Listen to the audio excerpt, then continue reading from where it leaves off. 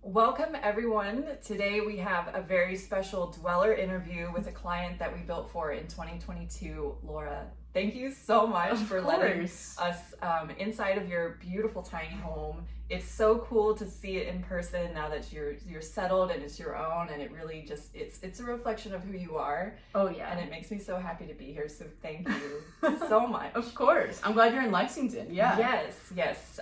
So your setup here, the hardest part about going tiny for anyone is finding a place to put the tiny home. Yeah. And this is sort of an idyllic setup. We're in just outside of Lexington.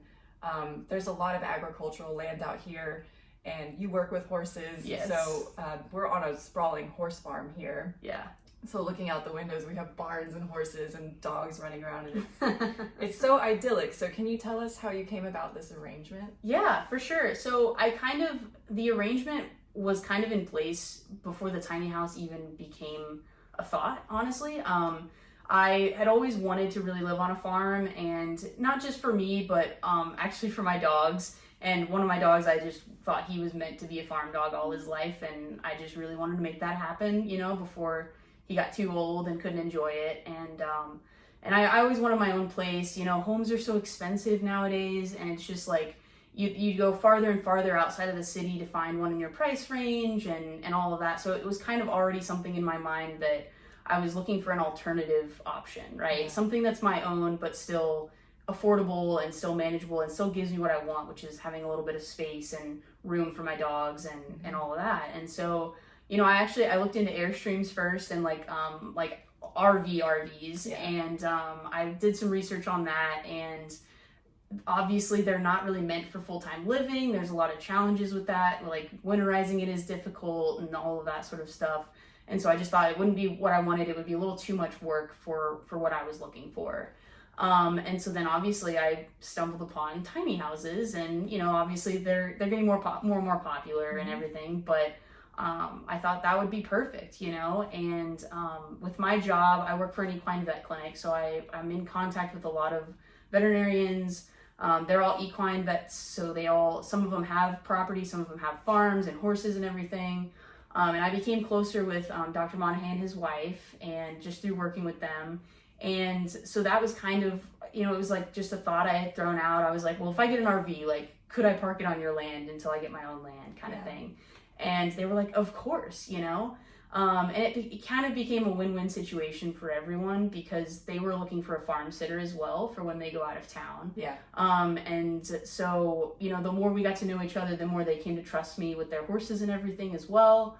And so it like I said, yeah, win-win. I get to stay on their land, and have my space here, and I help them out with things. I watch over it when they want to leave town and everything, go on vacations. And it's so easy because I'm just right here. I live here now, and I can just walk outside and feed their horses for them, check on them, make sure they're okay. Yeah. And because with horses, it's hard. Like, they colic a lot, like things can go bad very quickly. So, if you have a farm sitter that's not on the farm, it can be bad. Yeah.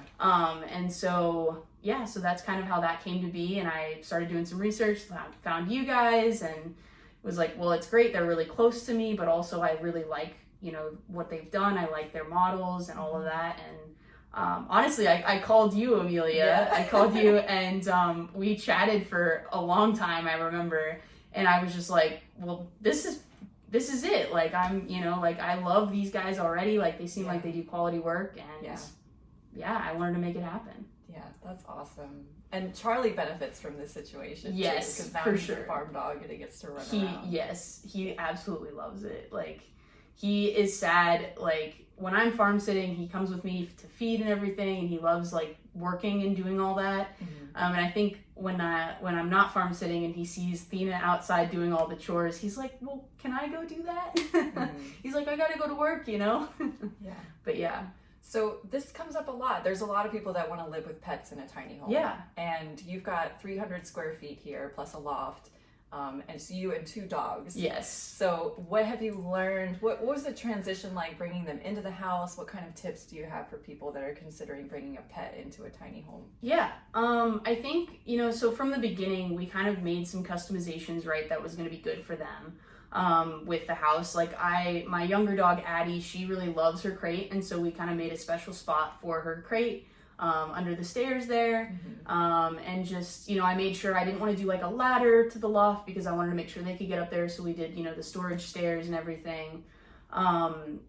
And then, like, other than that, I mean, those were the two big customizations. But coming onto the farm, I mean, they had been on farms before already, so they were pretty used to the lifestyle of being around the horses and everything. But they, Charlie was a little stressed out when we first moved in. He definitely, like, has a little bit of separation anxiety, and he doesn't always do well with new spaces that he doesn't know very well.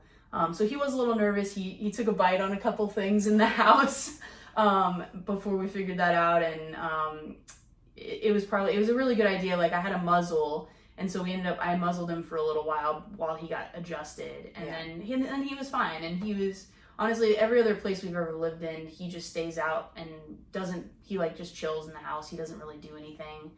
So once he was settled, he absolutely loves it and feels at home now, now that he knows it's our space. And Where do they spend most of their time when they're inside the home? In the loft, for sure. Looking out the window. Yes, they absolutely love that window up there. They can just lay down and just see everything. They love it. And just, they love my bed too, of course. Addie mostly. She's usually either upstairs in my bed or on her bed down here. But that's great. Can you tell us a little bit about the utilities that are set up to this home? I know that was a little bit of a journey. So can you walk us through like the electric and the water? Yeah, for sure. So that was something that like I had put thought into, but I feel like I wasn't as prepared for that as I wanted to be or should have been, getting the home delivered and everything. I honestly thought it wouldn't have been that much of a stress because the barn's right there. Right. Like we have water right there. It's right there. We have power and water so close and everything. And so I thought, it's going to be a breeze, no issues at all. But I got the electrician out and we got our initial quote, and for them to run power, and it probably only about 50 to 60 feet, they quoted me like $16,000. And that was something I didn't budget for originally in my financing either. And so I was freaking out for sure. I was like, how am I going to pay for this, Luckily, I explored some other options. I looked into solar, because I was like, well, honestly, when I started pricing out that, it was going to be around the same cost as the $16,000 running from the electric pole. And I was like, well, that's a more long lasting option. Like if I were to move away from here someday and get my own property or something, like I could take that with me. Whereas if I put $16,000 into the ground here, that's here. Not your property. It's not my property. Like I can't just dig it up either. Like, it's a waste for sure. Sure. And I would have been paying that off for like 10 years at least, So we looked into that. I did get a quote on the solar. But unfortunately, like they have some rates and stuff that, they're like, oh, well, you can finance, the solar and stuff like that through them. But because of the type of dwelling it was, they wouldn't finance it. Okay. Because it wasn't a traditional home. Technically, it was a recreational vehicle. And so they were like, well, we can't finance it if you were to do it.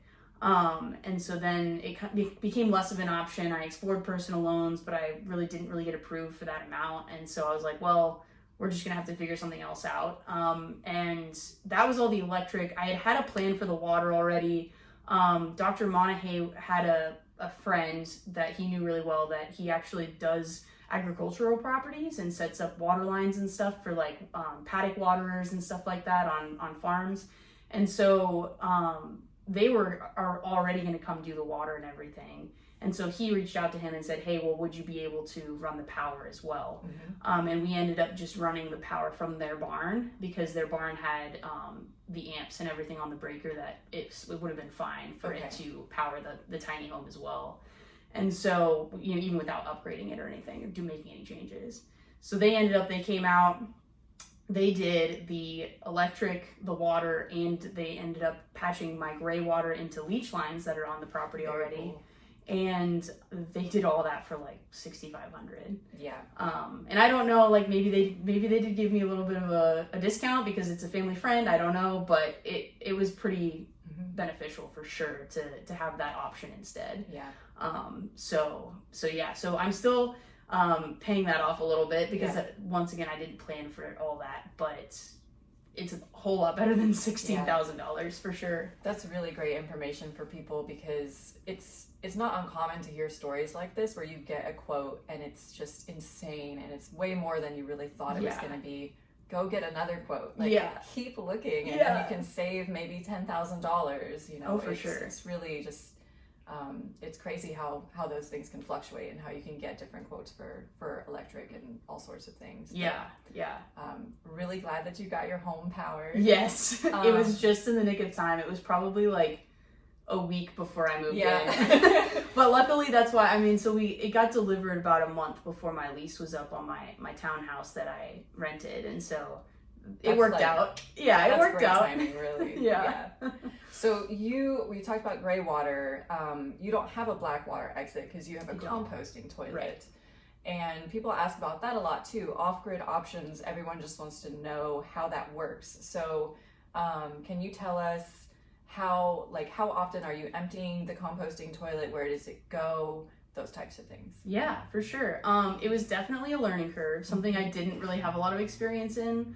I know you can't tell from the plants I have, but I wasn't a huge gardener or anything, so I didn't have a lot of composting experience and all that.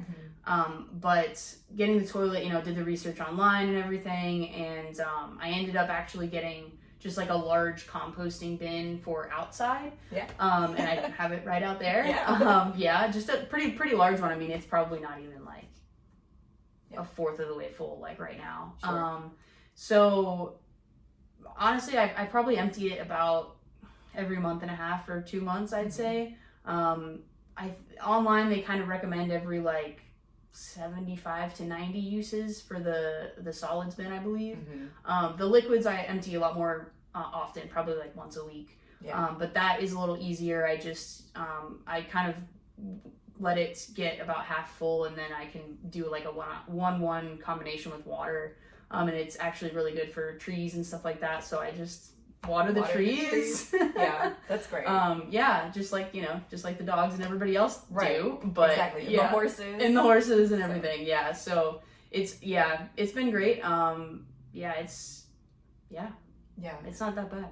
Another thing I wanted to ask you about is maybe the number one question that we get is about financing for a tiny home, and you were able to do this successfully. So are there any tips or anything that, having been through that process, you think would be helpful for someone considering financing a tiny home? Yeah. I mean, it's very similar to a traditional mortgage, I feel like. I mean, I haven't done a traditional mortgage, obviously, so I can't say with absolute certainty, but I mean, you still have a down payment and everything and all that. Usually it might not be as much. It depends. I mean, I know that I financed with 21st Mortgage in Tennessee, and they had an option for if you wanted to do a land purchase at the same time. Right. That I think your down payment would have been a little lower as well. I ended up doing a 20% down payment, and so I honestly, still save up you're going to kind of for a normal home. And other than that, I mean, just considering all of the things that you might need. I know we really just budgeted for shipping and taxes in the loan. But I think I would have, in hindsight, liked to have obviously financed some of the electric and water setup as well. So I'd say that's probably number one, is to consider that if you're obviously putting it somewhere that, really anywhere you're putting it, probably just figure out what you're going to have to pay for setup for utilities and see if you can get that in the financing. And people really should be doing that before, proceeding with a tiny home builder, just because those costs do, like we talked about, vary very widely. And if you know what your land improvements are going to be, then that helps you set the budget for the tiny home build. And so 21st Mortgage treats those loans very much like a mortgage, and so there's the option to collateralize it with your land like you were talking about, and then there's the option to finance the shipping and finance land improvements up to a certain amount. So it's good for people to know that all of that is an option. Yeah, for sure. Can we talk a little bit about just the functionality of living in a tiny home? So what's it like sleeping in a loft, for example? Honestly, that one is not too bad. I think I like it. It's really cozy. I think I sleep really well. Like, it's not like troublesome or anything. It's actually, I feel like in the house itself, I feel like it's warmest up there, actually, like in this time of year when it's a little, winter and colder. It's most warm up there, actually, and it helps that I have 2 Australian Shepherd Border Collie dogs that like to sandwich me when I sleep, so I stay very warm for sure. But other than that, I think it is a little harder to get out of bed in the morning for sure. Like, it's like it takes rolling out of bed to a whole new level because it's so cozy so cozy, and like my alarms go off and the dogs they're like, no, you don't need to go, and they snuggle in even further, and it's always so hard to get up. It is, but and then you just kind of roll out of bed and just literally crawl. And then that's the start of your day. So sometimes it's a little rough from there. You gotta definitely down some coffee and I feel like you probably don't, like, in a traditional home, maybe throughout the day you go into your bedroom for different reasons. But in a tiny home, when your bedroom is a loft, do you find yourself going out there during the day, or is it really just for sleeping? It's really just for sleeping. Yeah, honestly, I don't hardly ever go up there, and I go up there for bed, and that's about it. I have a lot of books that I like to read, and it's very cozy up there for reading as well. So sometimes I'll go up there to read, but other than that, it's just for bedtime, pretty much. What about cooking in a tiny home? Yeah. Any tips? I think so. It's really not that much different. I mean, like I told you earlier, like, I think that this kitchen is about the same size, if not bigger, than what I had in my townhouse. Even, I mean, I have a lot of counter space down here. I really love cooking on gas. Actually, that's not something I'd had experience with, and everybody had always told me it's so much better cooking on gas because you just have more even heat on everything. And I definitely agree. I love it. And other than that, I think you just need to worry about humidity, really. Like, that's just a concern with everything in the tiny house. It's just so small. So winter right now, it gets very humid. We get some moisture on the windows and stuff, and I usually have a dehumidifier running to try to help with that. And obviously we have built-in vents that you guys installed and everything. So, like, hood vent, I always keep that running when I'm cooking, and all of that. And if it's not too cold or anything, I'll open a window because obviously it gets hotter and everything. But honestly, I feel like everything I would normally cook, I think I've done more cooking in my tiny house actually since I've moved in.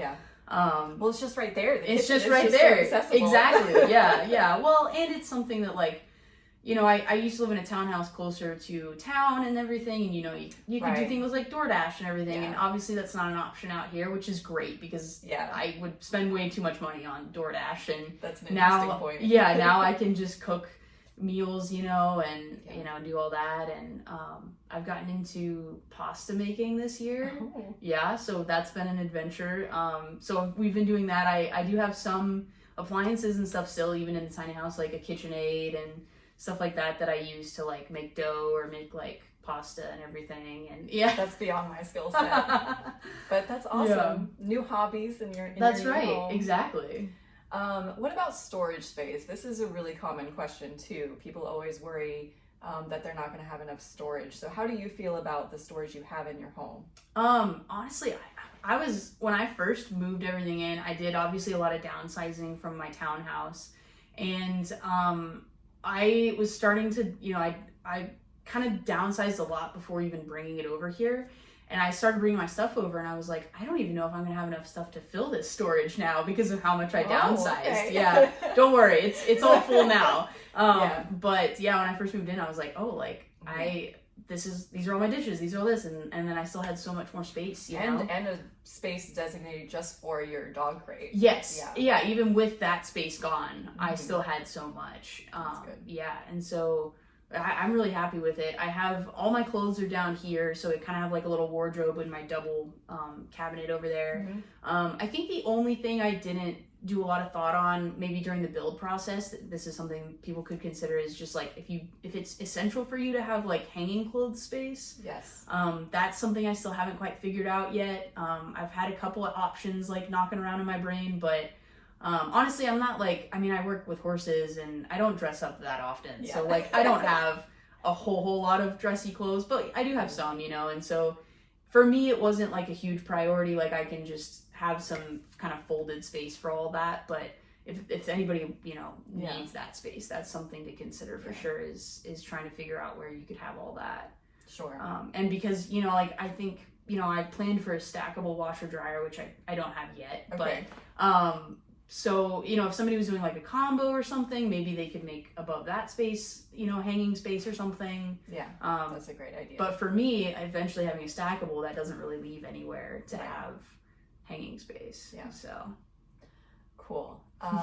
Well, I'm glad that you're happy with the storage. Oh, in yes. Home. Yeah. If you could go back and do anything different, hindsight's always 20/20. Oh, yeah. So what would you do differently? I think, well, number one was the financing, the utilities for sure, which we covered. But I think I was considering a wood burning stove, and that would be nice. But I don't think it would have fit in the house though. Mm-hmm. Like I think everything I have, I honestly really am happy with everything actually. Yeah. Well, you added some shelves. I did. I added some shelves. Yeah. So I wanted just a little more storage for like books and things, and I'm a big reader, so I eventually want the whole shelf full of books. Yeah. But yeah, other than that, I think I'm pretty happy with everything. Mm-hmm. I considered also maybe like a loft skylight. Mm-hmm. That would be cool. Yeah. But I still think it would be weird with like rain and stuff maybe, or storms. It would be a little spooky. Yeah. Yes. I mean, it's spooky. We had storms here the past couple days. Yeah. And it was kind of spooky on its own. I can't even imagine like looking up and getting to watch. Yeah. A storm. Can you share with us some Zen moments that you've had in your tiny home? Maybe just some nice memories that you made, or if there's been something difficult about transitioning to a tiny home, some experiences. Yeah. I mean, I think the most difficult aspects were just the new things I wasn't experienced with like the composting toilet and stuff like that. I think, winterizing, getting used to that as well, mm-hmm. like figuring that out. We had some crazy like -5-degree weather right there before Christmas. Yes. Like that was insane. I haven't had any trouble with the lines freezing except for that day. My lines did freeze. Okay. But eventually unthawed and everything. I haven't installed it yet, but I did get some heat tape for the pipes as well that I'm going to install. So right now on the pipes right now, I have some just like foam insulation on the water line and everything. I don't have anything on my gray water line, mm-hmm. but I haven't had any issues with that freezing except for that day with the -5-degree weather, which is just, you can't plan for that. That doesn't really happen down there that often. Exactly. So. Yeah. So eventually we'll have the heat tape installed and everything, but this winter, except for that instance, really hasn't been that bad. Mm-hmm. So usually if it gets, in the 20s overnight, I just leave my pipes dripping and they're fine. Yeah. So just like a normal home. Just like a normal home, exactly. But other than that, I mean, I think when I first moved in, I definitely have a very fond memory of having 2 of my good friends over and just like having takeout and just like sitting, like us kind of just sprawled out in the house. Like, somebody was on the stairs, somebody on the couch, somebody at the bar, and just like enjoying the new space and everything. And I think, what have your friends' reactions been when they see this? Oh, it's been insane, honestly. Like I have some filmed that I probably need to send you. I would love that. Yes. But yeah, I think everybody's like, one of my coworkers, he really was not a fan of the idea of the house. Like he was like, "Why are you doing this?" Like, some people just don't get it. Yeah. And he saw the house and he was like, "Oh, well, this is more storage than I have in my whole house." Like, because it's just, you design it that way and it's built for everything, like normal homes aren't always built like that with all the considerations, Mm-hmm. I think my parents had a pretty similar reaction. Like they were definitely not all for it at first, it definitely took some convincing for them to like get used to the idea. They came out here and helped me move, like right at the crunch time, kind of when I was moving out of my townhouse and coming over here for good, you know. And it was raining then too. Oh my God, it always happens. That was the rainiest day of the whole spring, was the day that the house got delivered. And it wasn't even raining until like 5 minutes before they showed up with the house. So then we're trying to back it and park it on the gravel lot, and it's just soft and pouring, and we're all just like sliding around in the mud, like And this is actually a really accessible spot for a driver. Like, there's not a lot of tight corners or narrow entrances. So, even a little bit of rain, even if you have an open site plan, it can impact for sure shipping. Yeah, for sure. It took us like a little bit for it to get straight enough and like get it where we wanted it, you know. But no, other than that, like my parents, they came out to help, and I think my mom was really shocked. Like, this wasn't really what she expected. I think, you know, she was like it turned out really well, you know. And my dad, he was the same. He's like, you know, this is all you need, you know. Like, that's great. I love stories like that, because we do, you know, there's a perception out there about tiny homes, and people always get a certain image in their minds when they think about a tiny home. But we try and build something that's really beautiful, so that people have this reaction. They come in and say, okay, this is a home, it's just small. But it's thoughtfully designed, and it's all that you need. And there are a lot of people who really love living this way. And sure, it's not for everyone, but it's brings a lot of joy to a lot of people. So, for sure. What's your favorite part of your tiny home? Oh my gosh. I knew you were going to ask me this, and I still don't really have an answer for you. Just say because everything. Well, that's it. It's because it's everything, honestly. Like, I love that I had such a hand in designing everything, I think, you know, and so I think that's why I love it all, is because I picked everything, right? You know? But I think, you know, I love my shower. That's the tile. The tile in the shower. I absolutely love that. That's the whole cool. kitchen, really. I love the kitchen. We did quartz for your countertops. And the blue, like Kentucky blue style backsplash, and the exterior of your home is blue too. And not that I'm a UK fan though. Okay, well, it's like everybody out here wears blue, whether they go to UK or not. It's just all of Lexington is blue. Blue happens to be my favorite color, but I'm a Arkansas Razorback at heart, so go Razorback. But red doesn't really have the same vibe in here, I feel like. It's not as relaxing. Exactly. So I wouldn't do red either, probably. It's like a whole house of red. Can you imagine that? It's a bit much. And I'm a Bulldog fan, so I draw the line. Well, this is great. Thank you so much for letting us in your home and asking you questions. Of course.